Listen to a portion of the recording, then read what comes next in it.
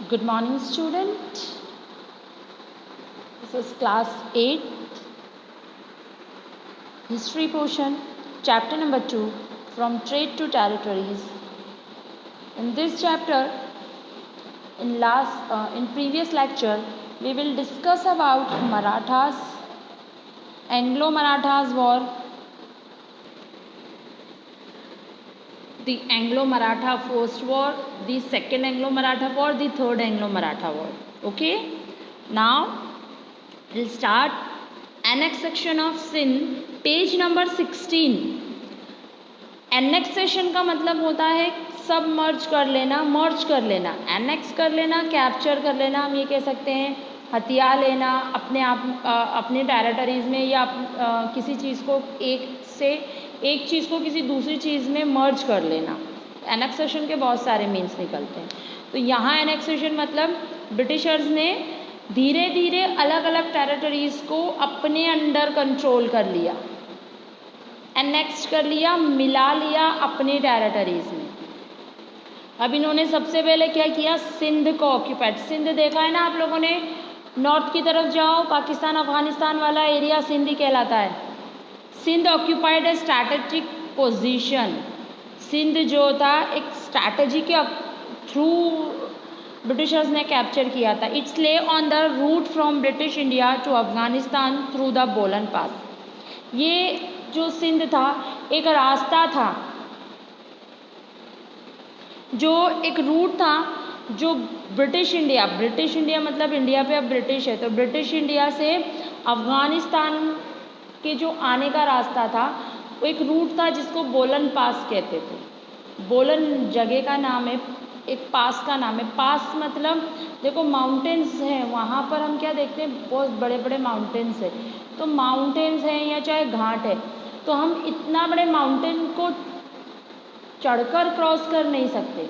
तो नेचुरली उन माउंटेन्स के बीच में से एक रास्ता निकल कर आता है जो एक कंट्री को दूसरी कंट्री से जोड़ देता है.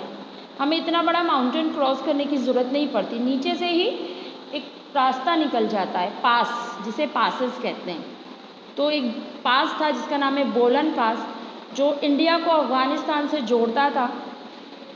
The East India company was worried that Russia might invade from this side.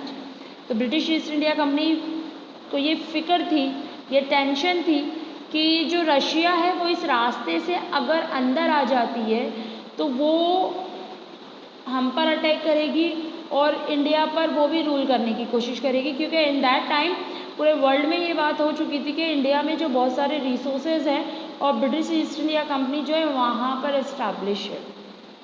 They had sign the treaty of friendship with amirs of Sindh in 1809.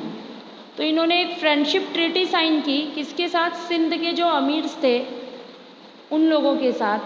According to this treaty the amirs had promise not to allow the French to settle in Sindh. उन amirs ने क्या कहा उस treaty में, ये था, उन्होंने promise किया ब्रिटिशर्स से कि ठीक है, हम सिंध में फ्रेंच को यानी फ्रांस के लोगों को, ऑलमोस्ट रशिया के लोगों को एंटर भी नहीं होने देंगे और सेटल भी नहीं होने देंगे. Another treaty was sign in 1832. एक और ट्रीटी साइन हुई, पहले 1809 में हुई, फिर 1832 में एक ट्रीटी और साइन हुई. इसमें क्या था, which gave a free passage to the British merchant through Sindh. 1832 में ब्रिटिश मर्चेंट जो थे, जो ट्रेड करते थे, उन लोगों को फ्री पैसेजेस दिए गए, यानी उनको ट्रेड करने के लिए परमिशन की ज़रूरत नहीं थी, अब वो सिंध में आकर ट्रेड कर सकते थे. It was also agreed that no war vessel would pass through the Indus river. और एक और चीज़ सिंध के अमीर्स ने क्या कही, तुम्हें ट्रेड तो करने दे रहे हैं हम, लेकिन इस जो इंडस रिवर है ना, देखा होगा ना हमने, नॉर्थ में हमारे इंडस रिवर फ्लो करती है. इंडस रिवर है तो उसका बहुत सारा बड़ा पार्ट पाकिस्तान से होके गुजरता है बच्चा. तो ये जो इंडस रिवर से ना आप लोग ट्रेड तो कर सकते हो, आ जा सकते हो, लेकिन वॉर वेसल्स यानी वॉर से रिलेटेड जितने भी सामान होते हैं ना, इक्विपमेंट्स हुए, टूल्स, गन्स वगैरह, हर कोई सामान जो वॉर से रिलेटेड होता है, तो वॉर वेसल नहीं लेके जा सकते आप लोग, यहाँ से ट्रेड कर सकते हो। However, the British violated the term of 1832 treaty and carried their armed force through Sindh in their war against Afghanistan. They finally annexed Sindh in 1843. अब ये सेंटेंस से जो है ना ब्रिटिशर्स को गुस्सा आ गया, बौखला गए वो कि भाई ये क्या बात हुई, हम तो ना मोस्टली करना ही ये चाहते हैं कि हमारी ब्रिटिश आर्मी सिंध में घुसे, अफ़गानिस्तान के अगेंस्ट वॉर हो और सिंध को हम कैप्चर कर लें, और ये तो मना कर रहे हैं, तो भाई अब क्या करें, एनेक्स करो। फाइनली इन्होंने क्या किया, धीरे धीरे ट्रेड, पहले तो वो मान गए और ट्रेड करने के लिए इन्होंने अपने सिपाहियों को, अपने सिपॉइस को, आर्मीज़ को भी एज अ मर्चेंट और ट्रेडर्स वहाँ पर फैला दिया, और धीरे धीरे ये इनिशियली तरीके से, हाइडन तरीके से अपनी आर्मी पावर वहाँ इस्टेब्लिश करके उन्होंने सिंध पे अटैक किया और फाइनली उन्होंने उसे एनेक्स कर लिया। अब बारी आती है पंजाब की। अब पंजाब को कैसे एनेक्स किया? Maharaja Ranjit Singh had consolidated number of misls into a kingdom he is regarded as the last of independent Indian ruler. देखो बहुत सारे, देखो सब्सिडरी अलायंस के through Maratha wars, Mysore war, Mughal emperor को, अवध को, इन सबको इन्होंने पहले से ही बांध दिया था, यानी उन पर रूल करने लगे थे। अब आखिर में अगर हम लास्ट की बात करते हैं, लास्ट नंबर, तो एक पंजाब ही था जो एक इंडिपेंडेंट किंगडम के रूप में था, और वहाँ महाराजा रंजीत सिंह जो थे वो लास्ट रूलर कहलाए, इंडिपेंडेंट इंडियन रूलर्स, जो अभी तक बचे हुए थे ब्रिटिशर्स से। लेकिन after his death Punjab could not remain independent for very long. Maharaja Ranjit Singh की डेथ के बाद पंजाब जो है ज़्यादा दिन तक इंडिपेंडेंट नहीं रह सका। The British took advantage of the instability in Punjab and finally the Sikh were defeated and Punjab came under the company rule in 1849। महाराजा रंजीत सिंह की डेथ के बाद ब्रिटिशर्स ने जो पंजाब रूलिंग सिस्टम में जो सिखों के बीच जो इंस्टेबिलिटी थी ना, यानी सिख भी आपस में बढ़ गए थे, जैसे मराठास बढ़ गए थे ना, उस तरह सिख भी आपस में ग्रुप कर के बढ़ चुके थे, यूनिटी ख़त्म हो गई थी। इसका फ़ायदा ब्रिटिशर्स ने फिर उठाया और फाइनली 2 वॉर होती है, Sikh Anglo Sikh war first, Anglo Sikh war 2, और दोनों ही वॉर सिख हार जाते हैं और फाइनली पंजाब को एनेक्स कर लिया जाता है। एक आता है doctrine of lapse. Subsidiary alliance देखा था ना, एक इनकी पॉलिसी थी, ऐसे ही डॉक्ट्रिन ऑफ लैप्स भी इनकी एक पॉलिसी थी। Lord Dalhousie devised a policy known as the doctrine of lapse for annexing Indian state. तो लॉर्ड डेलहाउजी, ये आपके सामने जो इसकी पिक है यही है लॉर्ड डेलहाउजी। इन्होंने एक पॉलिसी निकाली, अब जो स्टेट बचे हुए हैं ना इंडियन कंट्री में, उन स्टेट को एनेक्स कैसे करें, बिना वॉर के, विदाउट आर्म फोर्सेस। तो भाई कैसे करें, बहुत सारी जगह पे, मतलब मेजर पार्ट देखो इन्होंने कवर कर चुके, नॉर्थ कवर कर चुके हैं ये, ठीक है, यहाँ से महाराष्ट्र कवर कर चुके हैं, मराठास की जो पावर थी। मुग़ल एम्परर का इन्होंने सिस्टम ख़राब कर दिया है पूरा। बंगाल, बिहार, उड़ीसा इनके कैप्चरिंग में है।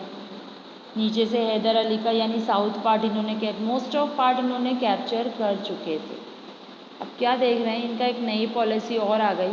ही applied the policy to acquire hold over a number of state like Satara, Nagpur, Jhansi, Udaipur and Sambalpur, यानी ये सारे स्टेट को इन्हें हथियाना था। तो इसी वजह से इन्होंने ये पॉलिसी बनाई थी। ये पॉलिसी क्या थी? According to this policy, if a ruler of any dependent state died without living in here, his state would lapse or go to the British। यानी अगर कोई भी किंग अपने बिना किसी वारिस होता है ना, किंग के बाद जो रूलर बनेगा, अगर कोई किंग बिना उसका कोई हर्डिटरी रूलर ना हो, हर्डिटरी यानी वंश वाला रूलर ना हो, यानी उसका अपना खुद का कोई बेटा ना होगा, और अगर वो डेथ हो जाती है उसकी, तो उसकी जो टेरिटरीज है, उसका जो किंगडम है, उसका जो स्टेट है, वो सीधा ब्रिटिशर्स के पास आ जाए। यानी अपना खुद का रियल सन, एडॉप्टेड सन नहीं होना चाहिए। अगर किंग का खुद का बच्चा होता है, खुद का सन होता है, खुद का सेल्फ का, तो ही वो रूलिंग करेगा। अदरवाइज अगर उसने किसी एडॉप्टेड सन को अपने रूलर एज अ रूलर, अब पीछे बाद में, उसके बाद में, किंग के बाद में एज अ रूलर बनाने के लिए वो पाल रहे हैं, तो वो सन जो है रूलिंग नहीं करेगा और पूरा का पूरा स्टेट अंडर ब्रिटिश रूल आ जाएगा। The East India company had become the paramount power in India. East India company बहुत पावरफुल हो गई थी। Dependent state could not pass on the power to the adopted son without the permission of the Britishers.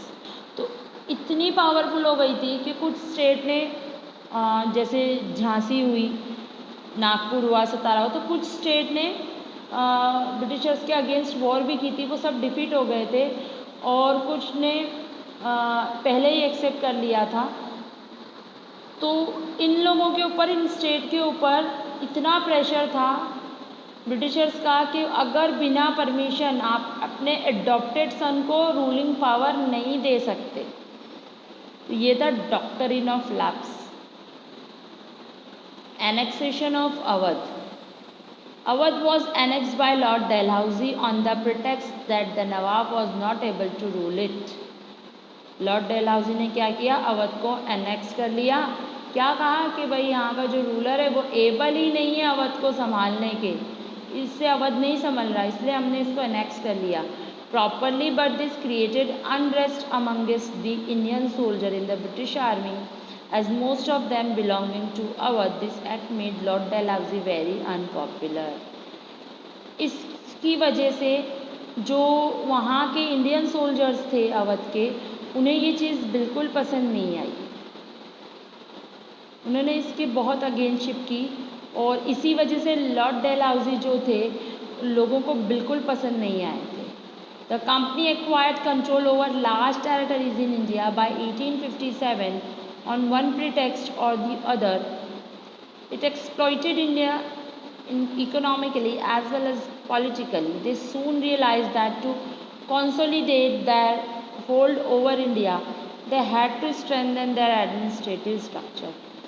अब company जो था, company ने 1857 के आते आते पूरी इंडिया की टेरिटरीज पे ओवर कंट्रोल कर लिया था, लेकिन 1857 में कुछ हुआ, इंडिया में एक रिवॉल्ट हुई थी, रिवॉल्ट ऑफ 1857, जिसने इंडियन की इकोनॉमी को और पॉलिटिकली को बहुत ज़्यादा एक्सप्लॉइट कर दिया था। उसके बाद ब्रिटिश पावर, जैसे 1857 की रिवॉल्ट को हम हमारी सबसे पहली रिवॉल्ट मानते हैं इंडिपेंडेंस की, जिसमें हम हार गए थे, लेकिन लोगों के माइंड में ये सेट हो गया था कि अब हमें स्ट्रगल करनी ही पड़ेगी, तब जाके हमें फ्रीडम मिलेगी। ये लेट्स चेक है, एज अ होमवर्क है, इसे कर लीजिएगा। Setting up a new administration. India was ruled by a private English company for the purpose of trade in eastern country. भाई इंडिया जो थी, वो इंग्लिश कंपनी जो आई थी वो सिर्फ ट्रेड करने के लिए आई थी, उनका पर्पस सिर्फ ट्रेड था, एडमिनिस्ट्रेशन करना उनके लिए कोई मोटिव नहीं था उनका। The aim of the company was to increase its profit and strengthen its hold over India. The British government gradually realise that the employees of the company were becoming rich by adopting unfair means, and it also fear that the company might interfere in British policies. अब जो British government थी, उनको क्या realise हुआ कि भाई ये जो ईस्ट इंडिया कंपनी के जो कुछ ऑफिसर्स हैं, वो तो बहुत ज़्यादा जो है रिच होते जा रहे हैं, अमीर होते जा रहे हैं, और ये अपनी पावर को बढ़ाते जा रहे हैं, और ब्रिटिश गवर्नमेंट की जो पॉलिसी है उनमें भी इंटरफेयर कर रहे हैं। तो एक माइंड में सिस्टम आया कि कहीं ऐसा ना हो कि ये इतने पावरफुल हो जाएं कि ब्रिटिश गवर्नमेंट को भी अंडर कंट्रोल करने लग जाएं। To regulate the company activity British government pass the regulating act of 1773। तो कंपनी की पावर को, कंपनी की एक्टिविटीज़ को, कंपनी की पॉलिसी को रेगुलेट करने के लिए यानी रोकने के लिए और ब्रिटिश गवर्नमेंट के अंडर कंट्रोल करने के लिए कुछ एक एक्ट बना जिसे हम रेगुलेटिंग एक्ट 1773 कहते हैं। यहाँ पर क्या देखा गया, यहाँ पर ये हुआ कि कंपनी की पावर को ब्रिटिश गवर्नमेंट ने अंडर कंट्रोल किया। तो क्या पॉइंट थे रेगुलेटिंग एक्ट के? Governor of Bengal become a governor general of India. अब जो है जो बंगाल के गवर्नर हैं वो अब जो है पूरे इंडिया के गवर्नर जनरल कहलाएंगे। To help the governor general a council of 4 member was set up, a decision were taken by majority vote. और गवर्नर जनरल के साथ 4 मेंबर और एज अ काउंसिल मेंबर होंगे, जो ये पांचों मिलकर जो डिसीजन लेंगे वो फाइनल होगा। The supreme court was set up at Calcutta. Calcutta में सुप्रीम कोर्ट बनाया गया। The director of the company were required to place before the ministry all corresponding relating to civil, military and revenue matter relating to India. अब जो company ने अपने हाथों में जो रेवेन्यू की और मिलिट्री पावर जो ले रखी थी, civil power, military power, revenue matters, वो सब कुछ जो है अब कंपनी के हाथों से निकलकर गवर्नर जनरल जो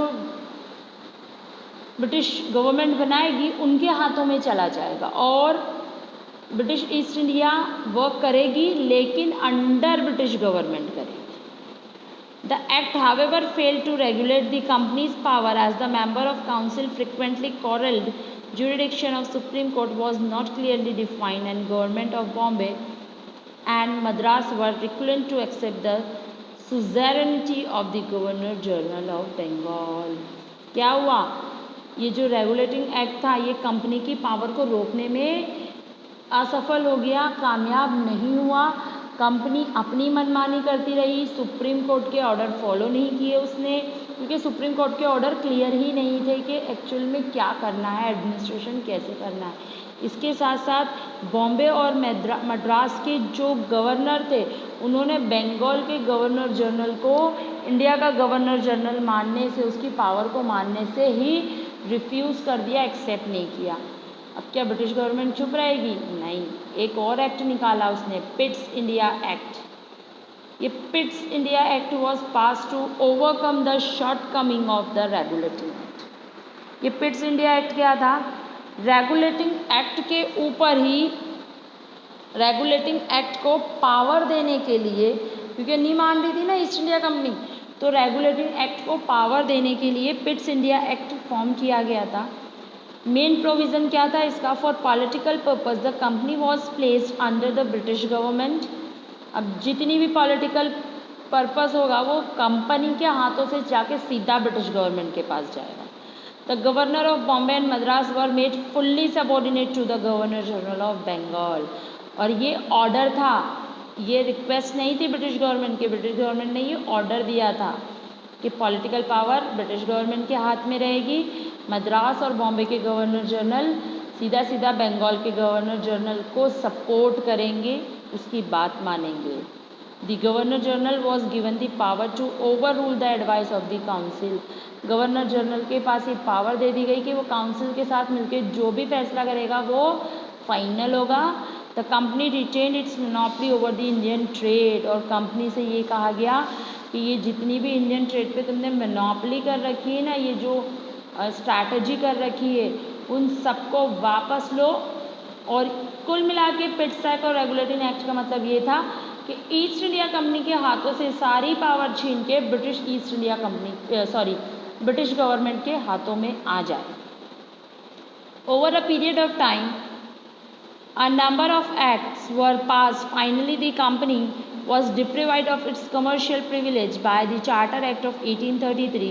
The company came under the board of control. तो क्या देखा गया कि कुछ टाइम बाद बहुत सारे एक्ट पास हुए और फाइनली कंपनी के हाथों से जो फाइनली एक एक्ट पास हुआ था, the charter act of 1833, company के हाथों से पूरी पावर बोर्ड ऑफ कंट्रोल यानी ब्रिटिश गवर्नमेंट के हाथों में आ गई। ओके, अब क्या देखा, ब्रिटिश ईस्ट इंडिया कंपनी ने इतनी मेहनत की और सारी मेहनत को ब्रिटिश गवर्नमेंट ने अपने हाथों में ले लिया। Okay, bye.